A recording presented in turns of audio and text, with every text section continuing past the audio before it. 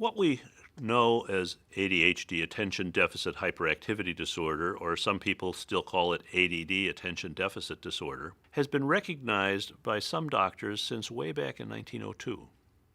But from 1902 until 1980, it was all about little boys who couldn't sit still, couldn't shut up, and were driving everybody nuts. It was just behavior problems.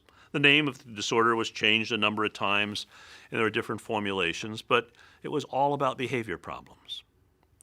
Since 1980, which is when they first changed the name of the disorder to include the words attention deficit, we've realized that this is not so much a behavior problem, but far more a problem with the brain's management system, its executive functions. And we've also learned that there are many people who have ADHD who've never had any significant behavior problems, and that even for those who have, that's usually the least of it. It's the attention problems that tend to make more trouble for people, particularly as they get a little bit older and more is expected of them for being able to manage themselves. One thing that's important to be clear about from the very beginning is that ADHD has nothing to do with how smart a person is. There's some people who have this who are like super smart. Others high average, middle average, low average, slow. I treat people for this who are like university professors and doctors and lawyers and big shots in business. A lot of people who are regular folks. Some people have trouble doing the basics. You can be anything along the IQ spectrum and still have ADHD. It has nothing to do with how smart you are. The other thing to know is that this is a problem, a set of problems, that include a wide range of characteristics. And what I'd like to do today is to describe for you some of the characteristics of what we call ADHD, give some examples of them, and then talk a little bit about what we know about what's involved in the brain in the course of ADHD. One thing that's important is that one of the main things that people with ADHD complain about is they have trouble staying tuned. That when they're listening or reading or working on something, they get part of it, but then it sort of drifts off, and then they're back, and then they drift off, and it drifts off again, and then they're back. They have difficulty staying tuned. It's similar in a way to the problem you have with a cell phone, where you're in an area where you don't have good reception, you can get part of it, and then the message keeps fading in and out. The other thing is that they often have a problem with being distracted. Like anybody else, they see and hear things that are going on around them. They have thoughts going through their head. But most people, if they have something they've got to focus on, can push that stuff out of the way and focus on what they've got to do. People with AD, it's real hard for them to do that. You know, they'll be sitting in a classroom trying to listen to what's going on, or perhaps they'll be in a meeting, or sitting down trying to read something or write something, and somebody drops a pencil and they have to sort of check and see, where did the pencil go? And then they'll be back on task again for a couple of minutes. Then they're thinking about some TV show they saw the night before. Then they're back on task again for a minute, and they're thinking about some conversation they had with somebody 2 hours ago. And then they're back on task again for a few minutes. And then they're looking out the window like anybody else will from time to time, but they're likely to sit and watch the squirrel go up the tree a little longer than somebody else and be checking out the traffic and the cloud formation, the guy who's mowing the lawn. Then they're back on task again for a few minutes. And they'll be thinking about what they're going to do when this is over and how soon is this thing going to be over anyhow. I've got things I've got to do. And what am I going to have for supper tonight? And I wonder what's on TV tonight. All these things are coming in all at one time. And it's almost like you're trying to watch TV and you've got 4 different stations all coming in at the same time on one channel, and it gets kind of hard to separate the signal from the noise. But the things that's puzzling about this, that really makes it very difficult for people to understand, is for people who have ADHD, it's like that almost all the time, but not always. Everybody I've ever seen who has ADD, and that's a lot of people, has a few things they can do where they have no trouble paying attention, no trouble focusing. Let me give you an example. 16-year-old boy I saw, he was the goaltender for his school's ice hockey team. And it just happened that the day his parents brought him in to see me was the day after his team had just won the state championship in ice hockey. So they're bragging a little bit at the beginning about how great he was in the tournament the day before. And apparently he was a very good goalie. They said when he was in the net playing hockey, he missed nothing. He knew where the puck was every second of a fast game, totally on top of it, the kind of goalie every team wants. Smart kid, tested way high up in the superior range, wanted to get good grades, was hoping to go to medical school, but he was always in trouble with his teachers. And what they say to him is, once in a while you'll say something that shows how smart you are. Well, we'll be talking about something. You'll come in with some comment that's really very perceptive, and it's quite impressive. But most of the time, you're out to lunch. You're looking out the window. You're staring at the ceiling. You look like you're half asleep. Half the time, you don't even know what page we're on. And the question he kept asking him was, if you can pay attention so well when you're playing hockey, how come you can't pay attention when you're sitting in class? Or here's another example. A lot of times parents will bring in kids for me to see, and they say, no, the teacher says this kid can't pay attention for more than 5 minutes. We know that's not true. We have watched her play video games. And she can sit and play those video games for 3 hours at a time and not move. And the teacher said she's easily distracted. That's nonsense. When she's playing those games, she's locked on that screen like a laser, and the only way you're going to get her attention is to jump in her face or turn off the TV. So again, it's like, you can do it here, why can't you do it there? Now, it's not always sports or video games. There's some people with ADD, they're not good at that stuff. They might be into art, and they're sketching and drawing and really getting into it. Somebody else, when they're little, they're creating engineering marvels with Lego blocks. And then when they're older, they're taking car engines apart and putting them back together or designing computer networks. But everybody I've ever seen who has ADHD has a few things they can do where they have no trouble paying attention, even though on almost everything else, they've got a lot of trouble paying attention. And if you ask them about it, say, what's with this? How come you can do it here and you can't do it here, here, and here? Usually what they'll say is, it's easy. If it's something I'm interested in, I can pay attention. If not, I can't. And most people hear that and they say, yeah, right, congratulations. That's true for anybody. Anybody's going to pay attention better for something they're interested in than for something they're not, which is true. But here's the difference. People who don't have ADHD, if they've got something they've got to do and they know they've got to do it and it's important, they can usually make themselves pay attention, even if it's pretty boring, just because they know they have to do it. People with ADD, it is incredibly difficult for them to be able to make themselves pay attention. Unless the task is something that's really interesting to them, not because somebody told them it ought to be interesting, but just because it is interesting to them for whatever reasons. Or if they feel like they have a gun to their head and something very unpleasant is going to be happening very fast if they don't take care of this right here, right now. Under those two conditions, no problem. They can focus very well. Anything else, it's really difficult for them to focus. But the problem is, this is not something that's under voluntary control. It makes it look like it's a problem with willpower. If you can do it here, why can't you do it here, here, and here? But it's not a problem with willpower. It's a problem with the way the brain is wired. All the characteristics of ADHD, which I'm going to be describing here, are things everybody has trouble with sometimes. It's just people with ADD have a lot more trouble with it. So in that sense, ADHD is not an all or nothing deal like pregnancy. Either you are pregnant or you're not pregnant, and there's nothing in between. It's more like depression, where everybody gets bummed out once in a while, but just because somebody's unhappy for a couple of days doesn't mean we're going to diagnose them as clinically depressed. It's only when those depressive symptoms are persistent and pervasive and making a lot of trouble for me, say, yeah, that's a depression, we ought to do something about it. So all the characteristics of ADHD are problems everybody has sometimes. It's just with people who have ADD, they just have a lot more difficulty with it more of the time. And the problem is it is not under voluntary control. It's not something you can do with willpower. But let me tell you about some of the other things in which we see with people with ADHD.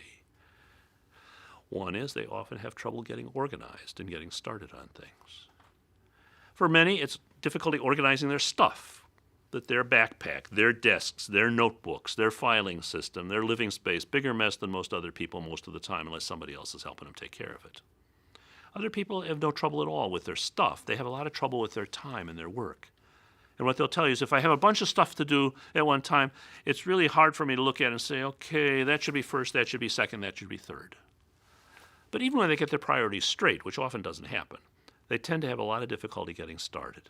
Another piece of it that you often hear about from people with ADHD is they'll say they have a lot of difficulty in regulating their sleep and their alertness and being able to keep up the effort to finish things in a reasonable time. Many complain that they have trouble getting to sleep, and what they'll tell you is, I often stay up a lot later than I really want to or should, because I found if I try to go to bed before I'm really, really exhausted, I just can't shut my head off. I just keep thinking of stuff. And so I stay up late, reading, watching TV, surfing the net or whatever, until I'm just exhausted, then I fall asleep fine. But the problem then is I tend to sleep like a dead person, and I have a hard time resurrecting myself in the morning. And if I don't have somebody around to help me get myself out of bed in the morning, I'm very likely to be late to whatever it is I'm supposed to do, or possibly sleep through the whole thing. I just keep hitting the snooze button or just turn the clock off altogether. During the day, they're usually all right as long as they're on their feet moving around or talking a lot. But if they have to sit still for very long to listen or to read or do paperwork, the eyelids start getting kind of heavy. Another thing that often happens as a problem with people with ADHD is they have trouble staying with a task, that they may start it reasonably well, but they have a hard time then keeping up the effort to finish it in a reasonable time. I had a track star from the university, a runner who came into my office one day, and he said, "My mind's a great sprinter, but it's a lousy distance runner." He said, "If the task I have to do is something you do in one quick chunk, you just go all out for it and then you're done with it, I'm fine. But if it's something where you can't do it in one quick chunk, it's a longer-term project, you have to keep chipping away at it day after day, that I have more trouble with." And my approach then is either hurry up, slapdash, get the thing done, or why don't we just set this aside and wait until it becomes a little more of an emergency? Everybody has trouble with deadlines sometimes. People with ADD, it's almost like they can't get started until it's becoming an emergency. Another thing that often persons with ADHD have trouble with is writing. I'm not talking about penmanship now. I'm talking about taking ideas and putting them into sentences and paragraphs. Because what people will say is often, I've got a lot of ideas for what I should write for this essay I'm supposed to write or for this term paper, but it just takes me half of forever to be able to get the sentences and paragraphs put together so they make sense. I'm either changing it or it's just disorganized. They have difficulty organizing their thoughts and being able to get the words out in a reasonable way. Another piece of this, it's not part of the official diagnostic criteria for ADHD, but it's certainly something that a lot of people with ADHD are concerned about and complain about, is that many times they have difficulty managing their emotions. But I need to give you a few examples because it's not the same for everybody. A salesman I saw one time came in and he said, "I was in the diner yesterday, late afternoon, having lunch. I'm in a pretty good mood sitting there eating my sandwich. The guy in the booth behind me gets his sandwich. He's chewing to it loud. He's going chomp, chomp, chomp." He said there was something about that noise was driving me nuts. It was as though a computer virus had gotten into my head and just gobbled up all the space, and that's all I could think about was that noise. I'm sitting with my fist clenched, seriously thinking about getting up and smacking this guy in the mouth because he's chewing so obnoxiously loud. He said I didn't do it. I didn't want to get arrested. But if I'd been at home, I would have been yelling at somebody or walked out of the room. He said that was strange because after a few minutes, he's still making the same noise, but then it didn't bother me anymore. He said stuff like that happens to me a lot. Well, there'll be some little frustration. The kind of thing that most people on a scale of frustration would say, that goes from 0 to 10, would say, that's a 0 or a 1, maybe a 2 at the most. For me, he said, it can be like a 7 or an 8 or a 9. He said, sometimes I make a big fuss about it. Other times I don't say anything, but I feel this surge of anger where I feel like punching somebody or breaking something. And then usually it's over with. But he said it's not always that way. He said, day before that, I'm at the office. I'm walking down the hall. A friend of mine who works in the other department's coming around the corner. He's walking toward me, reading some papers as he's walking. And I hadn't seen him for a long time. So as we approached each other, I stopped and said, "Hey, what's up? How you doing?" I figured we'd stop and chat for a minute. He looks up, says hi, puts his head down, keeps right on walking. He said, now most people would blow it off in a minute and figure he's in a hurry. He's got to get to a meeting or something. We'll talk later. He said, not me. It happened at lunchtime. I got nothing done for the rest of the day. I spent all afternoon thinking to myself, did I do something to annoy him? Or maybe I did something to offend somebody in his department and they're all angry with me. Or maybe I'm just the kind of person nobody likes, so nobody tell me about it, but I couldn't get it out of my head. Other people, it's not like that. They get an idea in their head of something they want to do or something they want to get or something they want to buy. And all of a sudden that wish takes on such strong urgency that the feeling is, I've got to have it now. And it almost doesn't matter how expensive it is or how inconvenient it's going to be for them or for somebody else, or whether they're using time and money now for this that they know they need for something else tomorrow that's more important. There's just this relentless push, and they will keep that up until they get it or they hit a brick wall. But even if they get it, they're not that happy because usually by then they're off on something else they want. Other people, it's not like that, but they worry a lot. Like a woman talked about how she was driving down the expressway. She's in the left lane. She said, I'm in the left lane. I've got the Jersey barrier to my left, an 18-wheeler truck on my right. We're cruising about 65 miles an hour, and this truck starts to pull over a little bit. He didn't get in my lane. It got me thinking about how big his truck was, how small my car was. And pretty soon I'm thinking to myself, what would happen if he didn't see me? And he pulled over and squished me against the Jersey barrier. And soon, I'm not just thinking about it, I'm running a very vivid movie in my head, imagining exactly what it would look like if that truck came over and smashed into my car, crumpled the car, sharp pieces of metal are sticking into me, I'm bleeding to death, the car's getting dragged along the Jersey barrier, the truck jackknifes, cars and trucks behind us are hitting us repeatedly, there's this massive traffic jam, takes a long time to get the rescue squad out to cut me out of the car. By that time, I bled to death. They have to call my family and tell them I'm dead, and all this while I'm trying to drive the car 65 miles an hour down the road. She said stuff like that happens to me all the time. There'll be some little thing, and I think, what would happen if this happened? And everything's going along all right, and I'm thinking, what would happen if this happened, or what would happen if that happened? And pretty soon, I'm not just thinking about it, I'm into it. Now, it's not like anybody with ADD has all this stuff, but many will have one or some combination of a couple of them, but what they have in common is that computer virus in the head thing, that the emotion, whether it's the hurt feelings or being annoyed about something, or I've got to have it now, or what would happen if comes and just sort of gobbles up all the space in their head. And it's very difficult for them to put it in perspective, to put it to the back of their mind and get on with what they've got to do. Another thing that's very important for people with ADHD is their working memory. If you ask folks who have ADHD, how's your memory? Often they'll say, I've got the best memory in my family. I can remember stuff nobody else can remember. And they'll give you some example about some movie they saw 10 years ago, and they can tell you every detail of the entire storyline of the movie they saw once 10 years ago. I haven't seen it since. Or somebody else will say, yeah, I went to the Super Bowl 5 years ago. I can still describe for you almost every play they ran during that game. Or somebody else will say, I've got 450 songs in my head. All the music, all the lyrics, all the verses that were popular back in the 70s. But even though they might be very good about remembering some things like that from a long time ago, if you ask them about something that happened just a couple of minutes ago or yesterday, often they can't tell you. The problem with memory with ADHD is not with long-term storage memory, it's with short-term working memory. It's what you depend on when you go into the other room to get something and you're standing there scratching your head and wondering what in the world you came in here for.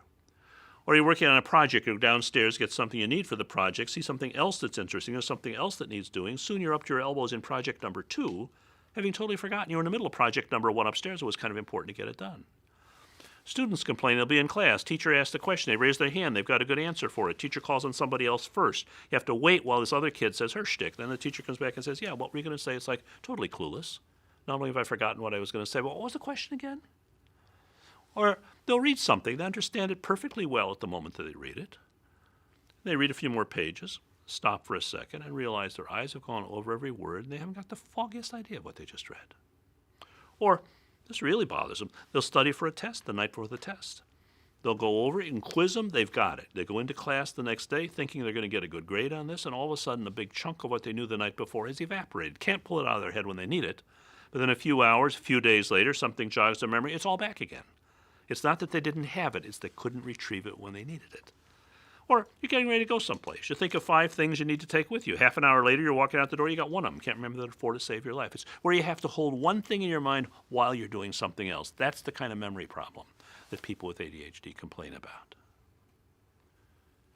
Another part of this is managing action. You know, it's certainly true that there are some people who, even as adults, are very restless and antsy. It's like they always have to have some part of them in motion. And there are some who are very quick to jump into things, even as adults. And certainly there are many kids who have this sort of thing. But the fact is, many people with ADHD have difficulty slowing down when they need to slow down and speeding up when they need to speed up.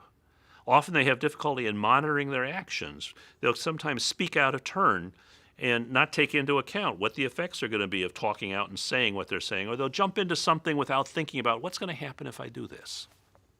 But all these things I'm talking about, the problems with memory, the problems with difficulty in controlling actions, the problems with regulating emotions, the problems with regulating alertness and sleep, the problems with being able to focus and shift focus when you need to, all these things constitute the range of difficulties that people with ADHD complain about. And remember, all of these are things everybody has trouble with sometimes.